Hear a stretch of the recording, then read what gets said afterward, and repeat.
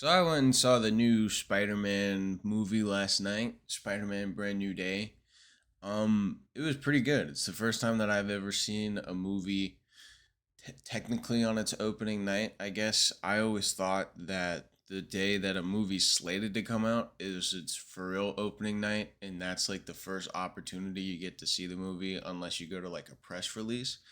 It wasn't until recently that I found out that they usually show it a day beforehand, just to build up hype around the movie so more people end up going to it on the box office opening day. Uh, and so I was like, fuck it. I'll get tickets for the Thursday showing, which it technically comes out today, the 31st. And boy, I'm so glad that I booked my tickets in advance. I don't know how many people were there in my theater, but it was packed. The last couple of movies that I've seen, especially on opening day, like the Odyssey, for example, that didn't even have as many people in the theater as Brand New Day brought in. Like, it was insane how many people wanted to see this movie opening day. And granted, I did see the Odyssey on the box office opening day, so I mean, it may have tanked a couple of people wanting to go. I have no idea. I have no way to measure that. But point being, it was a really good movie, and the turnout for this movie was incredible. It was actually kind of hard trying to find parking. I thought I was going to have to park super far down and walk into the movie theater like 5 minutes away. But no, I was able to find a parking spot pretty easily, after a couple minutes of playing just Ring Around the Rosie and waiting for somebody to pull out. But it was a really good movie. I enjoyed going into the theater. I enjoyed the people that I saw the movie theater with. I was with this giant group of young high school kids that I think they were all just like good friends, and they were all chilling together going to see the movie, and I was just at the end aisle because I like to get an end aisle if I'm seeing a movie by my or an end seat if I'm seeing a movie by myself. And we were just having a good time enjoying the movie together, um and as far as the movie itself goes, I don't have a whole lot of critiques, but I do have some critiques, I will say, because this wasn't the perfect Spider-Man movie. It was a good Spider-Man movie by all means necessary in the four trilogies that we've gotten for the Tom Holland Spider-Man. Excuse me. It is pretty good. I would say, just me being me, I don't think that it is better than the third one. I think the third one by far is the best movie. That's just because I love the um the trauma that Peter ends up going through that shapes his character in that movie, as well as the fan service that they do. That's just, it was amazing to see all three Spider-Mans together. But this movie, I would say, is on level with Far From Home, which was my second favorite. Excuse me, was my second favorite movie in the whole lineup. It goes No Way Home, Far From Home, competing with Brand New Day, and then Homecoming. I, that doesn't mean that I don't like Homecoming either. I just don't think it was the strongest out of all four movies. But there's also a big issue that people are comparing this movie right off rip to Sam Raimi's Spider-Man 2, because there are a lot of similar aspects to Spider-Man 2, and I don't think that it compares that well to Spider-Man 2 in some regards. I think that Spider-Man 2, Sam Raimi's Spider-Man, was way better than the Tom Holland Spider-Man 4 that we saw, Brand New Day, just because of the storytelling that Tobey Maguire portrays versus what Tom Holland portrays. It's a little bit different on some notes because the characters that are involved hit better in the Sam Raimi series than they do in this movie, and we'll get into that. Excuse me. But overall, I did enjoy the movie very much, and as well, the action was probably some of the best fight sequence that I've seen in an Avengers movie in quite some time. And I went and saw the Thunderbolts. I went and saw the Thunderbolts. Yeah, and I'm saying that seeing the Thunderbolts, so I know what I'm talking about. The choreography for the fight scenes were extraordinary, and the cinematography was extraordinary. Some of the slow motion captures that they get in this movie are freaking awesome, and they just add so much detail to Spider-Man's morality in this, or his moral stance, I should say, in this whole movie, because it kind of gets flip flopped a little bit. So let's get into that. The whole point of the movie, spoilers ahead. I will just let you know, spoilers ahead. Spider-Man is mutating. After No Way Home, he had to do a spell that made everybody forget about him, including MJ, which then makes him socially distant to everybody. He loses his friends and he becomes like a complete loner. And this causes a lot of psychological distress on him because the more he's alone, the more he's lonely, the more he buries himself in his work. And the more he buries himself in his work, the less time he has to work on his own mental health. So it's kind of a memento to like men's mental health, them necessarily not taking time to always work on that 100%, and like the side effects of not necessarily addressing mental health issues. And I think that that is pretty beautiful in that regards, how Marvel likes to incorporate things like that necessarily. But point being, he's having mental health issues because he does not have a lot of friends and he does not have a huge social life. He goes to work, which is fighting crime and doing it all while being this mass vigilante, having to keep his identity a secret, and also be a young adult, taking care of things like rent, bills, but that's just an example of him being an adult now. He's on his own. He has adult responsibilities as well as he has superhero responsibilities that both of them are weighing incredibly on him, and it's dragging his mental state down. And this all is having an effect on his mutant DNA, his arachnid DNA, because remember, he's half human, half spider. I kind of forgot about that myself. I forgot that he is a mutant and that he's just not like some dude with super strength and like enhanced ability, cuz for the longest time he was just some dude with super strength and enhanced like reflex and abilities, and now they're really exploring the Spider-Man background within this movie. And with that, they explore the mutation side effect of Spider-Man. He no longer needs his artificial web shooters because he now can produce natural webbing on his own through his wrist, like Tobey Maguire Spider-Man could. He has heightened senses and increased like spider tingly sense, whatever you want to call it.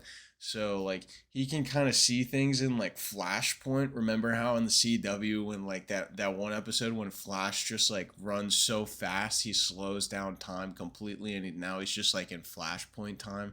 It's kind of similar to that where he can move around like super fast still, and like every his perception of time is still extremely slow. So he can just perceive time at an incredible rate of speed. I think that that is honestly pretty cool. As well as he's just got better climbing, better agility, better, like he's way stronger. There's a scene where he's fighting Scorpion, and Scorpion at first gets the upper hand on him, and then like his arachnid side takes over, as seen in the trailers, and of course now in the movies where his eyes go like pitch black and you can't even see like the pupils. That scene is so fucking crazy. He rips Scorpion's tail off like this, literally like a child ripping off like a band-aid or something, just no consequences. And then he fucking, of course he slams Scorpion into that car, which was just a crazy scene in and of itself. My coworker was showing me that when it got leaked, and he was like, "I wouldn't be surprised if Scorpion was dead after that." Like, no shit, Scorpion's not gonna be dead, but yeah, he looked like he died in that scene. It was insane. Spider-Man just has like an increased everything whenever he goes into the arachnid mode, and it's kind of the arachnid state is kind of a euphemism, or yeah, I think I'm using that word. It's like a euphemism for becoming like an adult and like your body changing drastically. So like for example, I mean, men and women when they go through transformations from young adult to adult, they tend to get like bigger and stronger. Generally, they get better metabolisms. They're able to take care. They're able to build body mass better and like reshape their bodies better. So I mean, this is his version of kind of like forming from a young adult to like an actual grown adult now. His body is experiencing changes, and within that, though, his whole thing is he doesn't necessarily want to change. He thinks that this is somewhat of like a curse almost, or not necessarily a curse, but like a side effect of just stress and like being depressed and whatnot. When in reality, this is just a natural part of his body that he just doesn't want to embrace, and that's kind of the whole sentiment of the movie, that he he has things about him that he necessarily doesn't want to embrace because it's easier just to push those things aside rather than take time to actually look at them and try to figure them out. For example, his extreme loneliness. It's a whole the whole plot point, or it's not the whole plot point, but a central plot point of the movie revolves around this scene where it's him and May from years before, when maybe not years before, but at least before Spider-Man No Way Home. They were sitting in his room and they're talking about how he's definitely going to go through changes in life, and it's going to be scary and it's going to be weird, but it's always good to have your friends with you because those are people that you can count on. And that becomes a really big sentiment throughout the movie, because every time he's in some sort of state of paranoia, or like he's thinking about MJ at that point, or he's thinking about Ned, and those people actually tend to calm him down and bring him back to reality. So it's kind of like a callback to him needing more than just himself at the end of the day to help take care of some of his problems, because at the end of the day he is putting too much of a burden on himself, and he does not need to do that. Like he should enjoy his life a little bit and try to live, be social.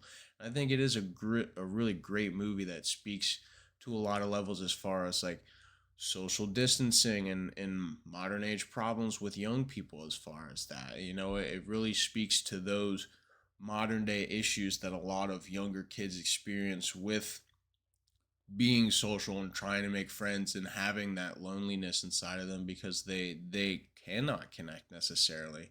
And it translates very well into a character like Spider-Man, because Spider-Man is a comic book loner. I mean, as far as his entire perception in the comic book space, aside from like some iterations, he is a lot of the times lonely. Like MJ dies, fucking Aunt May dies, Uncle Ben dies, freaking Miles dies at points. Like he sacrifices himself or kills himself or just lets himself go. Like it gets dark for Spider-Man at times, and it's not always easy for him. But this is like a new aspect that they're exploring that kind of ties well into a lot of societal issues, which I always enjoy if movies can tie into like what's going on in the modern day media, because then that just makes it easier for the viewer to not only digest but to connect with, and that helps build a better rapport with the character.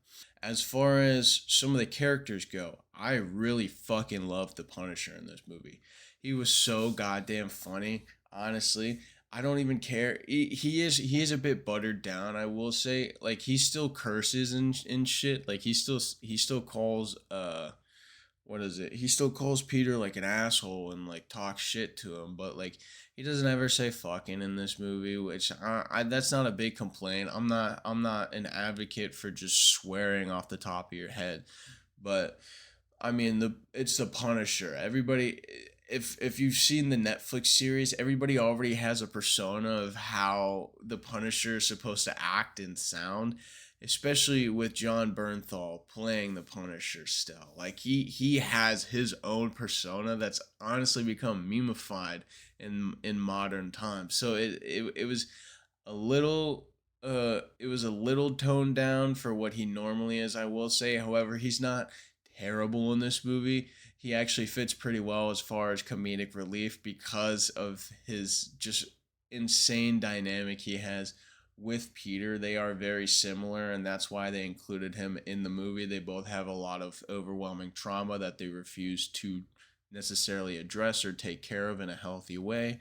Of course, Frank Castle, instead of talking to a therapist about his dead family, went and murdered the people responsible for it and then just kept murdering bad guys afterwards. But, you know, to each their own. Point being, though, there are a lot of textbook similarities between these two characters, and so their dynamic on screen really translated well. And just John Bernthal and Tom Holland have just such a great dynamic. I had already seen so many memes of them beforehand, just talking to each other between takes and being funny and shit. So I knew that their dynamic on screen was going to be a great, just a combination to see, and it was awesome. It delivered very well in scenes where they were together. The only issue I have is the fact that the Punisher was helping fight the Hulk. And now I have way more issues with the Hulk than I do just that scene, but there are a lot of issues with the Hulk, for example, that I will get into. But the Hulk is also in this movie. I will say the Hulk kind of ties into Peter Parker a little bit as well, considering that they are also that the Punisher, the Hulk, and Spider-Man all kind of tie into each other. The same way that I guess you could say Jean and Spider-Man tie into each other. They're all the movie kind of centers all of those characters because they all have shared trauma experiences. Like, for example, Punisher's family was killed, Spider-Man's family was killed, Hulk's family was killed, and of course Jean Grey, who is the main villain of this family's or of the of this movie's, her family was also killed. So there's a lot of similarity amongst the trauma experience within this movie, and within that there was room for them to use the Hulk as an advocate for what happens if you don't try to deal with your trauma. But I more or less think that they were just setting the Hulk up for Doomsday, which I don't even think he's in Doomsday, by the way. Um, I haven't seen anything. It's just that's the only thing that I could think of necessarily because what the fuck was his role in this movie? He talked to Peter for 5 minutes about building an inhibitor, which what Peter was trying to build so he could suppress his arachnid DNA, and he just kind of tells him like, well, yeah, I mean, you could build that, but then like, what else would you do? Just like build one that stops everything? That would be that would be wrong. And of course, Peter knows that, like, no shit.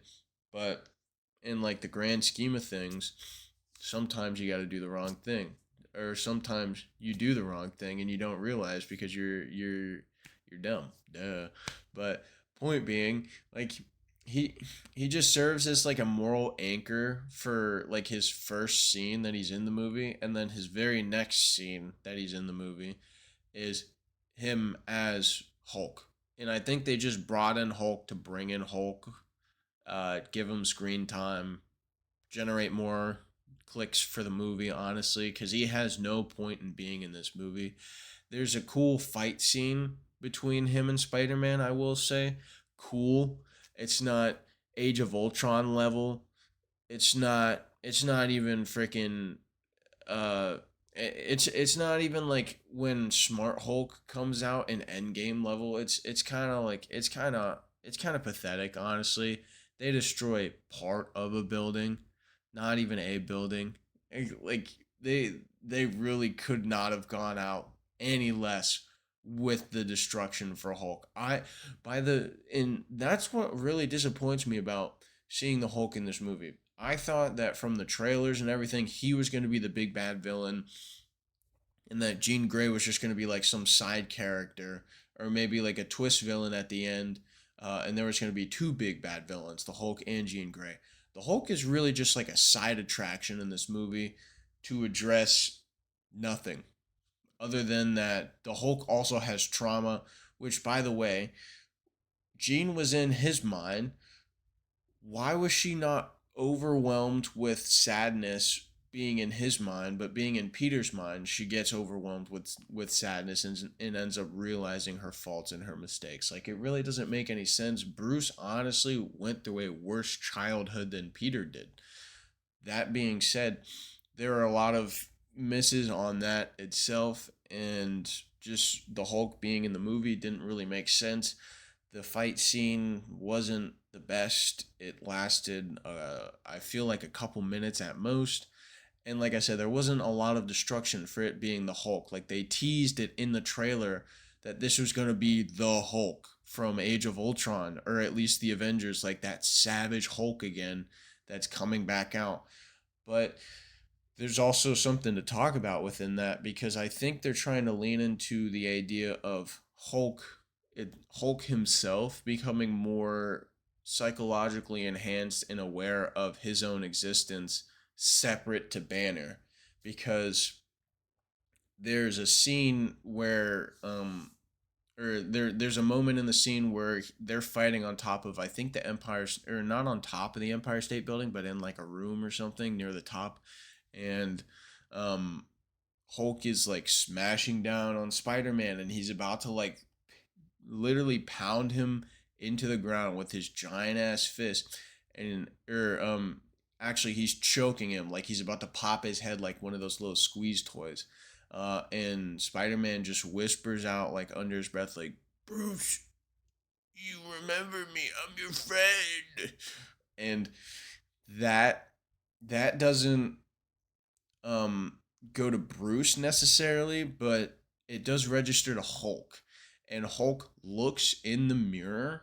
Or I get, it's not actually a mirror. There's like a giant piece of broken glass that Hulk looks at. It's like reflecting in the mirror, and then what he sees is he sees a monster, which isn't necessarily good to Hulk.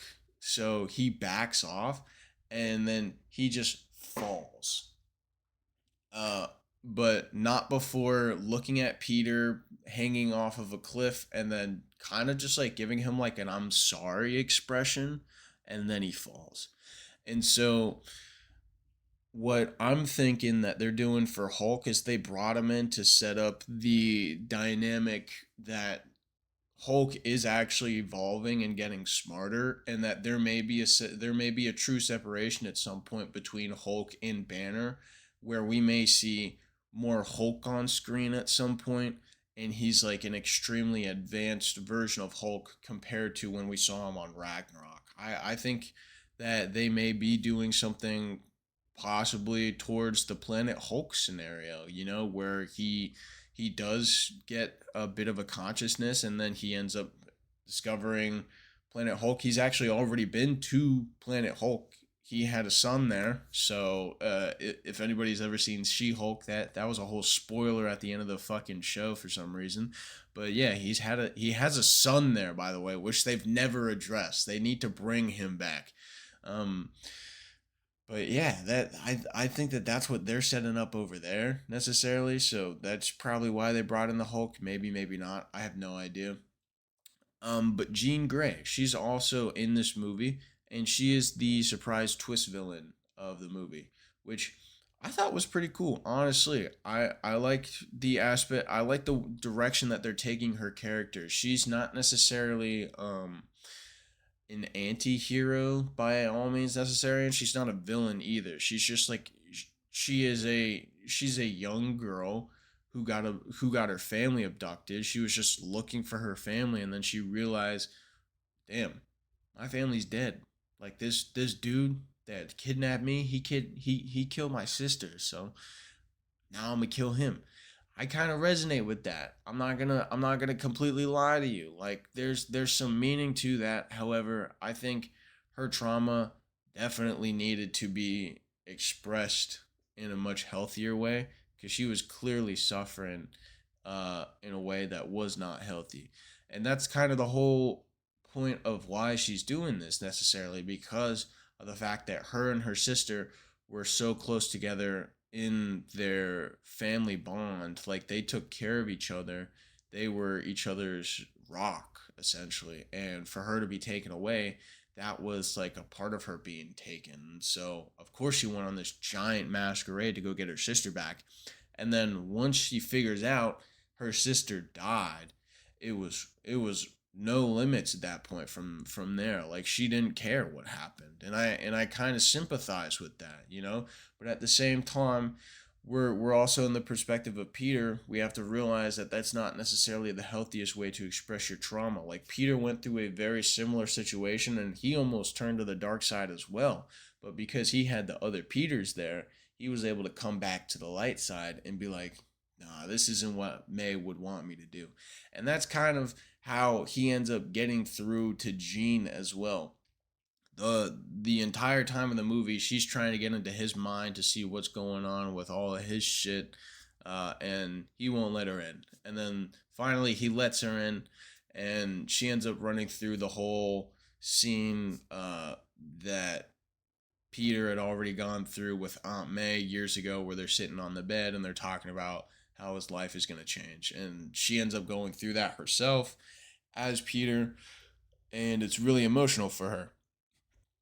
And it invokes a lot of feelings for her to kind of express her trauma and then move on past it and become like a healthier person with it. And I think that that is really beautiful. Honestly, I think that the synergy between Peter being able to resolve his issues, as well as Jean Grey not necessarily being able to resolve her issues, but being able to move past it and become a better person after it, is a better ending than honestly I could have asked for. Like, it is a very good, it is a very well written ending. I think it works very well for the characters that they wrote it for, as well as the I just want to say the final scene, one of the final scenes in the movie, is so funny. It's my favorite scene. And I don't know why John Bernthal is just such a fucking ape, dude. But anytime he's doing anything where he has to be like physically loud, he just goes like, he was in the scene where he's shooting where he's fighting the Hulk. He's shooting him with like 50 caliber machine gun rounds. They have to be, because I don't know what else. I'm not a gun guy, by the way, but they look like giant ass fucking bullets, and they have to be giant ass bullets if they were even doing anything to Hulk. But point being, he's just going like the entire time, looking at Hulk, and his facial expressions and his sound cues are just so funny. My favorite scene of him is when he's trying to sneak Spider-Man out of the hospital after he shoots him and nearly kills him. And then he's like, "Don't worry, kid. I got a plan to get you out of here." Because there's a giant mob of people waiting outside to try to see Spider-Man. They found out that he got indicted, or he got put into the hospital the night before, a couple nights before. So everybody was waiting outside for him. He's like, "Don't worry, kid. I got you out of here." And so, like, he gives Peter like a change of clothes, tells him to go down to the lobby and just walk out. And then as soon as he walks out, everybody says, "Hey, Spider-Man. Hey, it's Spider-Man." And of course the crowd thinks at that point that they're thinking it's Peter. And then everybody points to a windowsill up in the middle of the hospital, and it's just John Bernthal going through the window, and then it cuts to him inside of the hospital room. He's just going, "Argh!" And he's just such an ape, dude. Like, literally, he did not have to make that noise, but that fucking made the whole scene, dude. I don't even know why he makes those noises or how he makes those noises so well, but he's literally half ape. I think, like, he is so fucking. He needs to be in the next Planet of the Apes movies, honestly, and just do his own sound cues. I swear to God. But Point being, I think this movie was really good. I would give it a solid 7.9 out of 10, close to an 8.1. Let the hype die down a little bit and you can decide where it ranges on that. I'd say with the hype that's going on right now, it'd probably land with an 8.1. Without the hype, it'd land at a 7.9. So you just decide necessarily where you want to see that. Um One more thing I also want to talk about, the end credit scene. I knew that there was going to be an end credit scene, and there were people that were walking out. Honestly, like, are we still doing this in 2026? It's Marvel, guys. Like, they have how many end credit scenes for how many different movies, and people are still not understanding that Marvel shows end credit scenes after the credits roll, like that. So you have to sit there the whole movie if you want to see it. I, whatever. You're not a fan, I guess.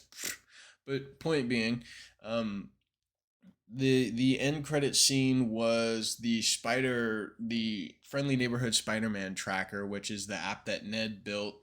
It tracks Spider-Man in the local vicinity.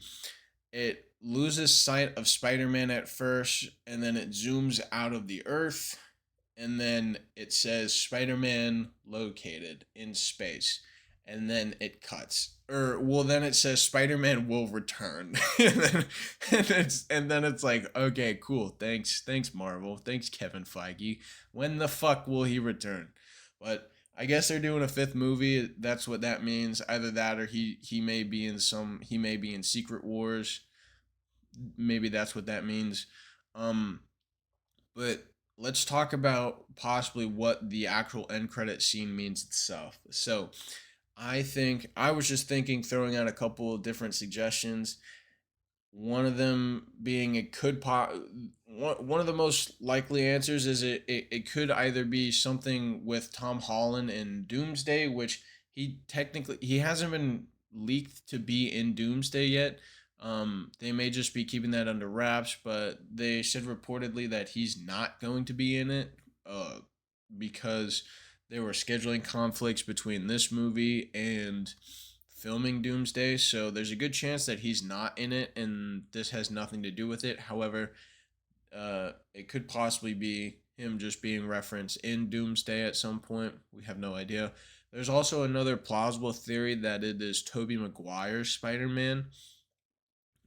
However, from what I understand with that, it's not as likely as some other scenarios, given that in Doomsday, if this leak that I heard correctly, he's if well let me restart. So there was a leak that got released a couple weeks ago about the Doomsday plot.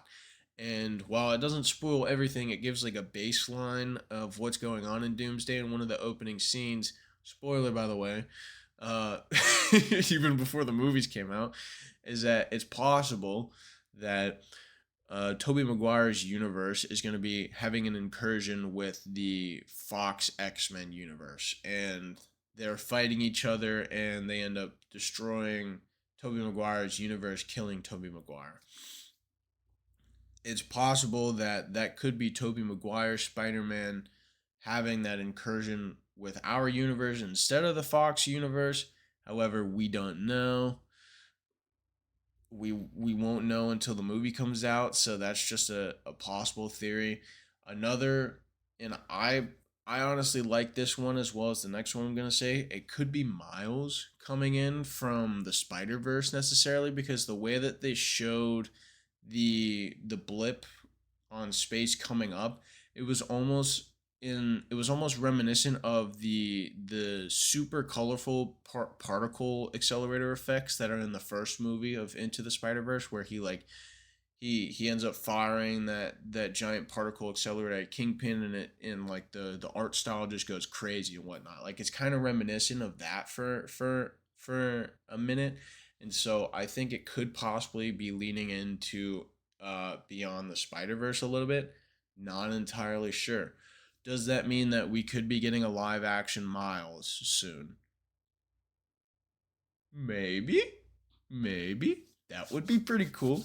That would be pretty cool, I will say. And you know who I would love? to play live action Miles, the dude from Snowfall. I forget his name. Honestly, I forget the actor's name, but the dude from Snowfall. Get another British actor on this shit. They're killing it, boy. They're taking our jobs as actors, but it's okay because they act better than us anyway. Get another British dude on it. I said it. But it could also be, if we're on the lines of Into the Spider Verse, I was also thinking it could possibly be Miguel. Could be Miguel O'Hara, which who knows as far as that. I don't. I don't know why he would be in this Earth or in this universe necessarily. Maybe his Earth or the Spider League is having an incursion with this Earth. I have no idea. But point being is it has something to do with a Spider-Man. So that's why it could either be Spider-Man in Doomsday, like Tom Holland Spider-Man. It could be Tobey Maguire Spider-Man. It could be Miles, or it could be Miguel. It could also be what's his name? Fucking Andrew Garfield. Damn it. I can't believe I blanked on my man. Andrew Garfield. It could also be Andrew Garfield Spider-Man coming in. However, I don't think he was confirmed at all to be in Doomsday. So I don't think he's gonna be in Doomsday. But we'll see when it comes out. When the movie comes out, maybe Doomsday will address it a little bit. I have no idea. But I'm pretty excited to see whatever that is. But yeah, I do recommend you guys go see this in theaters. It was very good. So yeah, go check it out.